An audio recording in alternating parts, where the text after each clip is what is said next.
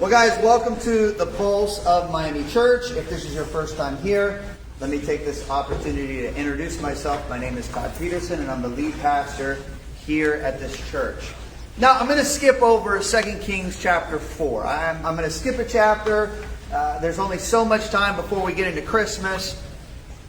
But I'll give you just a little bit of review in why chapter 4 is important. So if you're reading on your own, I would highly encourage you read chapter 4, because what it does is it shows that Elisha is the greatest prophet in the Old Testament. And there's miracle after miracle after miracle. And it's fascinating because they actually line up with the miracles of Jesus. Okay? For instance, towards the end of the chapter, there's a bunch of men that need to be fed, but there's only enough like soup in a bowl for one person. And he says, just keep pouring it. Just keep pouring it. And they pour it into one bowl, and then they pour it into another bowl, and then they pour it into another. And before you know it, there's been enough soup for over 100 men to eat their fill and be full. And so that ties in. So he's the most powerful prophet in the Old Testament. And then when we come to the New Testament, Jesus does that, but even greater. He feeds 5,000 men and their families with just a few loaves of bread and a few fish. Right? So Jesus is more powerful than the greatest prophet in the Old Testament.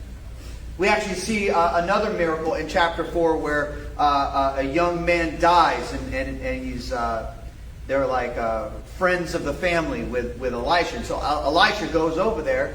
He goes up into the upper room, and the young man is just dead. And he goes, he closes the door, and he spreads himself over the young man, and the young man comes to life. Fast forward to the New Testament, Jesus does the exact same thing, but then does it again kind of towards the end of his ministry with Lazarus. Lazarus is dead 3 days in the grave, and he raises him from the grave. Again, Jesus is more powerful than the most powerful prophet in the Old Testament. That is kind of the theme of chapter 4. But what I'd like to do today is to get into chapter 5. I absolutely love this story. I've loved this story for so long, and I hope that I can encourage you and inspire you guys to fall in love with this story as well. There's a guy who is not a pastor, and God chooses to bless him. And it brought a question to my mind. Are pastors more blessed than other believers?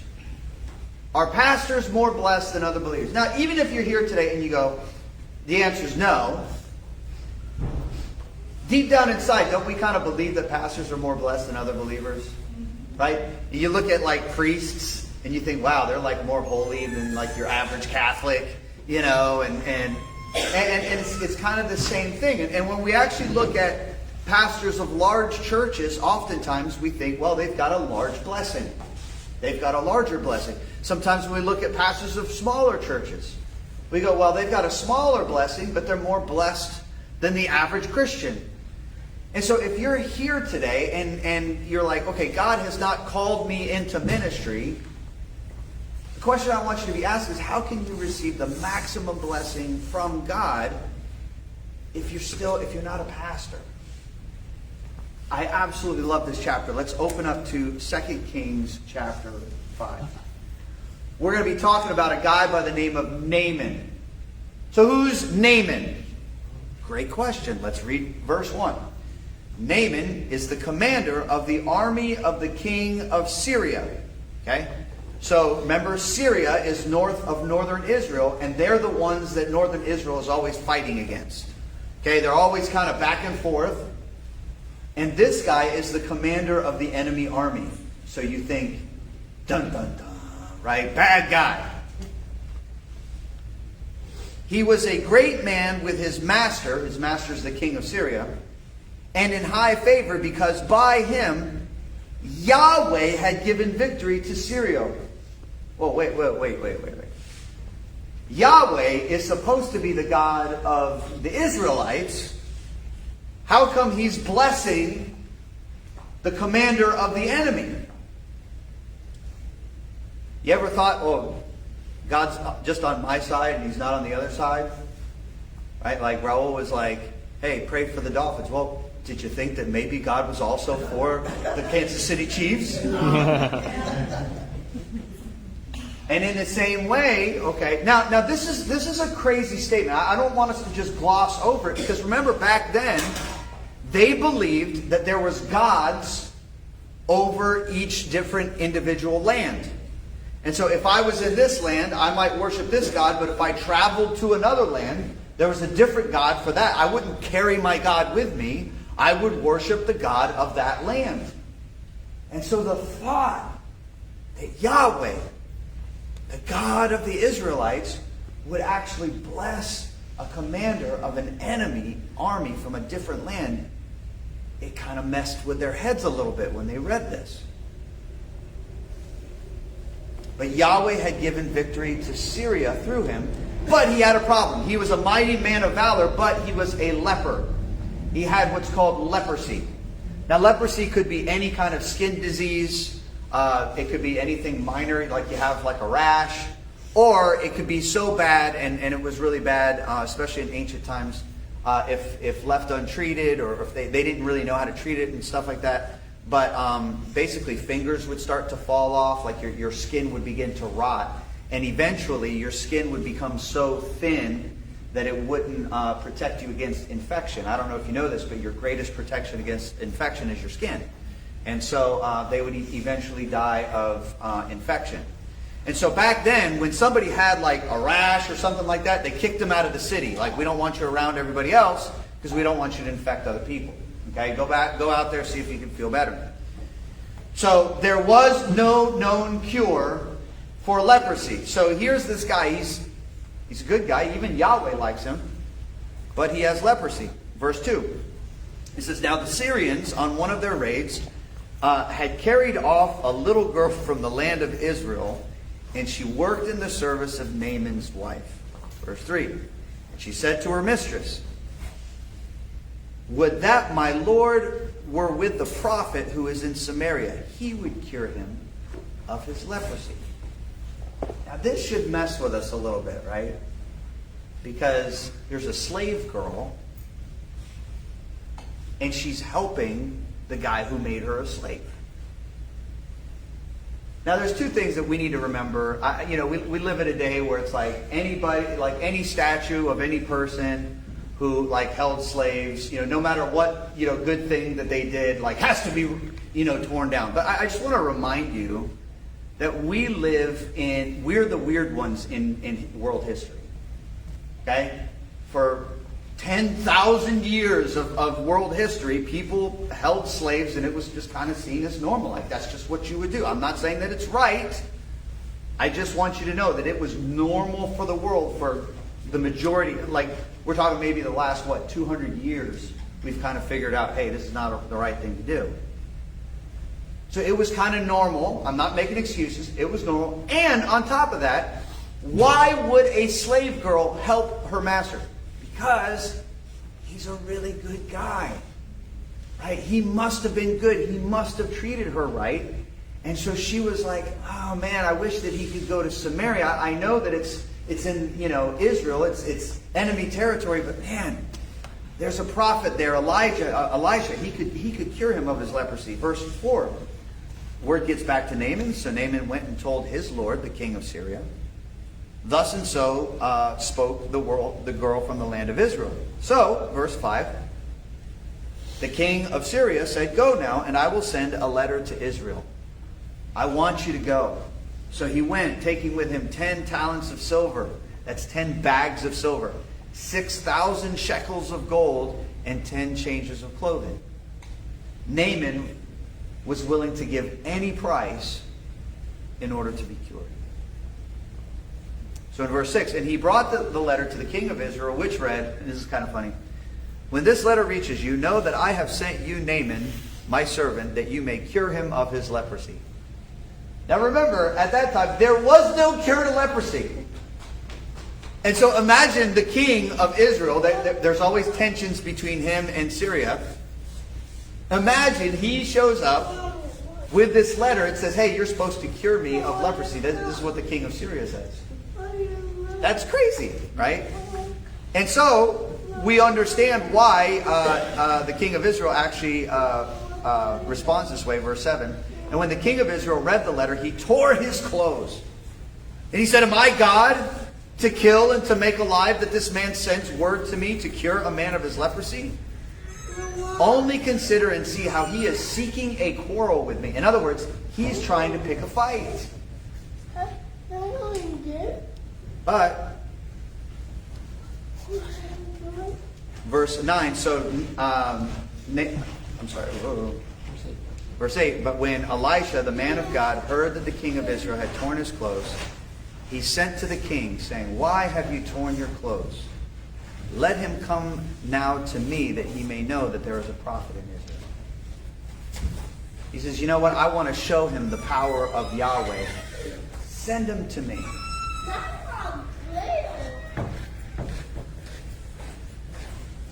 Verse 10, and Elisha sent a messenger to him, saying, go and... I'm all messed up. So Naaman came with his horses, verse 9, and his chariots, and stood at the door of Elisha's house. Now let me paint the picture to you. Elisha has a humble little house. And here is Naaman. And he's got chariots and horses and a treasure and servants. Kind of think of, if you guys have ever seen the Aladdin, make way for Prince Ali. You know, it's like one of those deals. And he comes up, and at the end, he knocks on the door.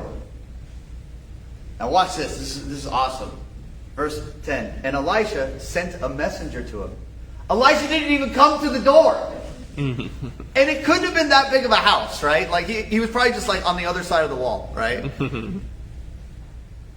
And Elisha sent a messenger to him, saying, go, wash in the Jordan 7 times, and your flesh shall be restored, and you shall be clean. Now, I want you guys to understand that this, especially back then in their culture, I mean, even in our culture today, that would be an insult. Like that you wouldn't come to the door. It's kind of like in Miami, if you know somebody and you see somebody and then you just walk by them and you don't say hi. Like, whoo. I actually had to explain, my former pastor, his wife was from Maine. And she just kept walking by people, and I'm like, you have to understand that to Hispanics, that's like saying F you. You know, like if you just walk, you can't do that anymore, right? And so basically, he did the same thing to this powerful commander. Verse 11, so Naaman was angry, and he went away, saying, behold, I thought that he would surely come out to me, and stand and call upon the name of Yahweh his God and wave his hand over the place to cure the leprosy. I thought he would come out and do his magic and call. I mean, he thought it was going to be this grand thing. No, just go to the Jordan, wash yourself. You'll be clean. It'll be cool. And then he continues, verse 12. He says, are not Abana and Parfar, the rivers of Damascus, better than all the waters of Israel? Like, don't we have cleaner waters in Damascus? Could I not wash in them and be clean? So he turned away in a rage. So he's angry. He's walking away. Verse 13, but his servants, check out the relationship that he has with the servants. His servants came near and said to him, my father, it is a great word the prophet has spoken to you. He didn't say it couldn't be done. He didn't say it was impossible. Will you not do it? Has he actually said to you, wash and be clean? Like, isn't it worth it to at least try it? And again, Naaman is such a good guy. He's got such a good relationship with the people around him that they feel like they can talk like that to him, and they convince him to go ahead and do it. So, in verse 14 it says, so he went down and he dipped himself 7 times in the Jordan. Now, I want you to imagine, he goes into the Jordan the first time, he comes back out, still the same, you know. Second time, man, nothing's changing. Third time, fourth time, nothing. Fifth time, hey, wait a minute. 6th time, 7th time. And then it says, and his flesh was restored like the flesh of a little child, and he was clean. He was amazed. Nobody was able to heal him of his leprosy. Verse 15. So then he returned to the man of God, he and all his company. And he came and he stood before him and he said, Behold, I know that there is no God in all the earth but in Israel. Now, that's a statement. Now, I want you to understand something. Remember, it's the culture back then and what they believed back then. He wasn't saying that he didn't believe that there existed other gods or other spirits or whatever. What he was saying is God, Yahweh, is above all of them. They don't even compare with Yahweh. They're nowhere near the same place that Yahweh is. He is the master of the universe. And so he said, so now accept a present from your servant. Remember, he had brought bags of silver, all this gold, changes of clothes. Clothes were expensive back then. So it was customary. And here's what I want you to see. It would have been okay. In fact, it was expected that Elisha would accept something for that. That's how Elisha paid for his house. He had a bunch of prophets that he was teaching how to be prophets. He had a school. It was donations that fueled that. What I want you to see is what Elisha does here. Verse 16, but he said, as Yahweh lives, before whom I stand, I will receive none. I'm sure all of his prophets were like, wait, what? You cured this man of his prophecy and you're not going to take a dime? Naaman urged him to take it, but Elisha refused. Why? What is Elisha trying to accomplish? Here's our key verse, verse 17. This is crazy. Then Naaman said, if not. Don't miss out on those two first words. If not. If you will not take this, please let there be given to your servant 2 mule loads of earth. For from now on your servant will not offer burnt offering or sacrifice to any god but Yahweh. He says, can I have some dirt? Why did he ask for dirt? Remember, there was a god of the land. And so he was saying, could I have some dirt so that I can make an altar back in my country, but I can still worship Yahweh in my country? This is crazy, right? We don't see this profession of faith in the Old Testament from people outside of Israel. This is crazy. And so I'm sure that Elisha was like, you want some dirt? Sure. There's some right there. There's some over there. Just pick some up. You're good. Right? But then he says, I've got this one problem. Verse 18. He says, in this matter may Yahweh pardon your servant. He says, when my master, the king of Syria, goes into the house of Rimmon, which is Baal Hadad, which is the lord of the thunderstorms, right? When I go into the house of Rimmon to worship there, when he worships there, and he's leaning on my arm, and I bow myself in the house of Rimmon, when I bow myself in the house of Rimmon, Yahweh pardon your servant in this matter. He says, I still have a duty to the king of Syria. Please, would Yahweh forgive me even if I went into this place, right? Because here's what he was saying. I am absolutely devoted to the God of Israel. Verse 19. So Elisha said to him, go in peace. And he started going home. But when Naaman had gone from him a short distance, verse 20, Gehazi, who was his servant, he was another prophet who was kind of learning the trade. Gehazi, the servant of Elisha, the man of God, said, see, my master has spared this Naaman, the Syrian, and not accepting from his hand what he brought. As Yahweh lives, I will run after him and get something from him. Gehazi was like, it wasn't right that Naaman didn't give anything. And after all, Naaman doesn't need it. He's rich. We could use it. Elisha wasn't listening to him, so he goes, you know what? I've been working hard and I'm broke. I deserve something. So Gehazi, in verse 21, followed Naaman, and when Naaman saw someone running after him, here's the important part. He got down from the chariot to meet him. Remember that part. He got down from the chariot to meet him. And he said, is all well? Verse 22.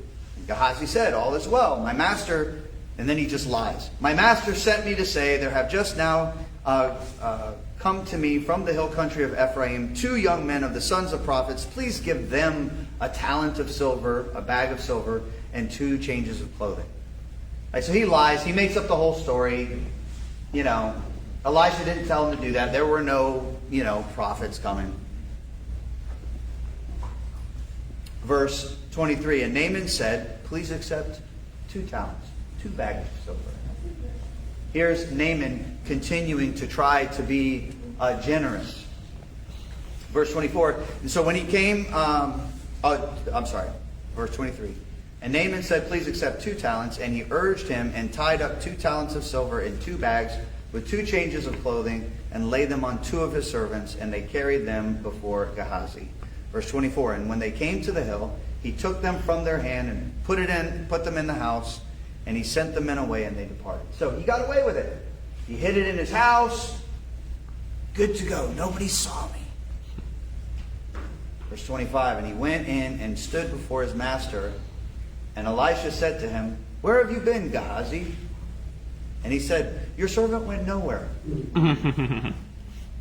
I don't know about you. I love that. Because, we still do that today, don't we? Just lie through our teeth. Oh, no, I've been here the whole time. What are you talking about, Verse 26. But Elisha said to him, did not my heart go when the man turned from his chariot to meet you? He saw it even though he wasn't there. Guys, do you remember there's a story that I love in the New Testament where Nathanael goes up to Jesus? Jesus doesn't even know him. And he goes, here's Nathanael. And in him, he doesn't lie. He tells it like it is. And Nathanael goes, how did you know me? And he goes, I saw you when you were under the fig tree. Wait, what? See, Jesus does all the same things that the greatest prophet in the Old Testament does, but Jesus is even more powerful. Did not my heart go when the man turned from his chariot to meet you? Was it a time to accept money and garments, olive orchards and vineyards and sheep and oxen and male servants and female servants? Obviously, Gehazi didn't get all those things. What Elisha was saying is, I don't care what he was giving you. Yahweh accomplished something. By not accepting something, that man wanted to worship Yahweh. He felt obligated to worship Yahweh for the rest of his life. And you ruined everything. Verse 27, therefore, says Elisha, the leprosy of Naaman shall cling to you and your descendants forever. So Gehazi went out from his presence, a leper, like snow. So in this story, the enemy was blessed and the pastor was cursed. And there's a simple principle that I want to teach to you guys, and I actually taught it to you a couple weeks ago. I want to say it again. Are pastors more blessed than other believers? No. Here's the principle. Those who exalt themselves will be humbled, and those who humble themselves will be exalted. This is a principle of the kingdom of God, and you can't escape it. Those who exalt themselves will be humbled, and those who humble themselves will be exalted. And when we think of pastors of large churches, here's what I'm going to tell you. I've been behind the scenes for many, many, many years. Okay? Pastors of large churches have a hard time being humble. And I'm not criticizing them. There's nothing wrong with them as individuals. I just want you to understand, it's hard to be a pastor of a large church. Why? Because people don't know you like you guys know me, right? We know each other pretty well. You guys come to my house. But most people in a large church, they don't know the pastor that well.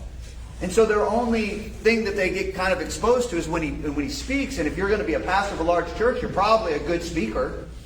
And so what do they hear all the time from people? Wow, you're so good. Wow, you're a really good preacher. Wow, you're so good. And then after a while, they look in the mirror and they go, you know what? I am good. It's human nature. I'm not critical of them. And there's some that do it really well. I'm not saying that they're all evil. Nothing like that, right? I'm just saying it's hard. If you personally know a pastor of a large church, I would tell you, please pray for them. Because I've seen pastor after pastor after pastor lose everything. Because unbeknownst to them in their heart, they began to exalt themselves. And God humbled them. The last pastor at my church, it was a pretty large church that I was involved in. And then he left that one to go to one that was 2.5 times bigger than the one that he had before up in Kansas City. Today, he's no longer a pastor. He's no longer married. And he barely gets to see his kids. Why? Because those who exalt themselves will be humbled. But those who humble themselves will be exalted. If you've been a Christian for any length of time, if you're an old person like me and you were a Christian like way back in those years, you'll recognize Bob Coy. Bob Coy was one of the greatest pastors down here in South Florida. He was had actually started from scratch. Calvary Chapel, Fort Lauderdale. It's a huge church. And he was an incredible speaker. I used to listen to him on the radio all the time. But he got into some relationships with other women that he shouldn't have. He ended up losing his church. He's no longer a pastor. He lost his wife. Because those who exalt themselves will be humbled. And those who humble themselves will be exalted. And you know what? It's not just pastors of large churches. It's also pastors of small churches too. The pastor that brought me into the ministry, Pastor Gary. Okay? He actually, after he left our last church, he actually went and he became a pastor of the pastors in Miami. Right? And so he was like just kind of there for pastors and churches and stuff. And he goes, Todd, I can tell you that there are so many pastors of small churches that they are just messed up. Why? Because they devote their life to serving God, and then they're broke because they're small churches. And then they start getting into their head, well, I deserve more than this. I deserve. Can I just tell you something? Even people who are not pastors, whenever somebody says that they deserve something, I feel, and I'm not going to stop just feeling like it. I'm becoming a jerk in my old age. I'm just going to start telling people, you want to talk about what we deserve? We deserve instantaneous death and eternal separation from God. So, stop talking to me about what you deserve, right? See, once we get that in our head, we start exalting ourselves because we think that we deserve something. But when we exalt ourselves, we're humble. Those who humble themselves will be exalted. I don't want to tell you that all pastors are bad. After all, I think I'm halfway decent, right? Man, I get no respect. We're doing you a favor. Yeah, you guys are keeping me humble. You guys are so good to me. I love you. There was actually a pastor down in the Keys. They called him the preacher. He's down on Conch Key. My grandfather actually owned a house on Conch Key. That was back when nobody lived down in the Keys, but he owned a house down there, and 2 doors down there was the preacher's house.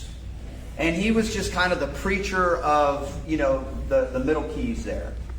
And people would grow up listening to him, and then they would move out of the Keys, but anytime they came back, they would always come and they would knock on his door and they'd visit the preacher. He was never a big preacher. He never had a huge church. Never got rich. Nothing. Right? But people always would come back. Even after he retired, they would come and they would knock on the door. They'd say, hey, is the preacher home? In fact, that's how I knew him. Because when I was born, my grandfather had already sold his house. But whenever we would go down to the Keys, we would go by and stop by the preacher's house. And you know what? He finally passed away. His family sold the house. But the people who bought the house, they kept having people come by and they'd knock on the door and say, hey, is the preacher home? They would have to say, I'm so sorry, I hate to tell you this, but the preacher passed away. And they would hear these stories of how the preacher changed people's lives. So much so, and there's actually a picture. The owners of the house actually made it a historic site.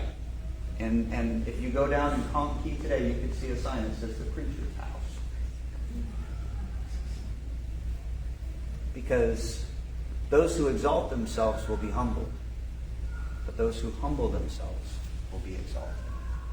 And church, this is not just about preachers. This is about all of us here, right? The most godly people that I know in this life are not preachers and pastors. The most godly people that I know in this life are regular, everyday Christians who are humble. You know, one of the most humble people in this church, and he's going to get read just me saying something, is Jesus. Yeah. He was like, who, really? Jesus is like one of the most humble guys, right? And if you know Jesus, you know what I'm talking about. Like even when he tries to joke, have you ever seen him try to joke? He's like, hey, I'm the greatest. And he's like, I'm just kidding. Right? Jesus is just this humble guy. And Jesus, if you continue to be like that, you will be one of the most godly people in this room. And I would encourage you guys, be humble. Because those who are exalted are humbled. Those who humble themselves will be exalted. So finally, that brings me to my memorization verse for this week. And if you haven't figured out what it is yet, just let me know and I'll slap you. There's another verse that you guys most of you guys have started to memorize. But I want you guys to start memorizing this one too. And so read it with me. But if you can, look away from the TV and read it along with me. Matthew chapter 23, verse 12. For those who exalt themselves will be humbled. But those who humble themselves will be exalted. Let's close in prayer, guys. And then we're going to do the Lord's Supper together as a church. Dear Heavenly Father, we thank you so much for today. We thank you for this opportunity to worship together as a church. Lord, help us to take this principle seriously. Lord, it's so easy to get it on our heads that we're somebody. But Lord, when we realize that we're nobody, Lord, it gives us freedom. And so, Lord, I just pray that we would be humble people who are working for the greatest person in all the universe. Lord, you sent your only Son. And your only Son should have been glorified. They should have just been going down the streets with him on their shoulders. But yet, Lord, he was criticized, beaten, and crucified. Because, Lord, you wanted to show us that one of the greatest principles in your kingdom is that we need to be humble. So, Lord, help us to be humble today. It's in Jesus' name that we pray. Amen.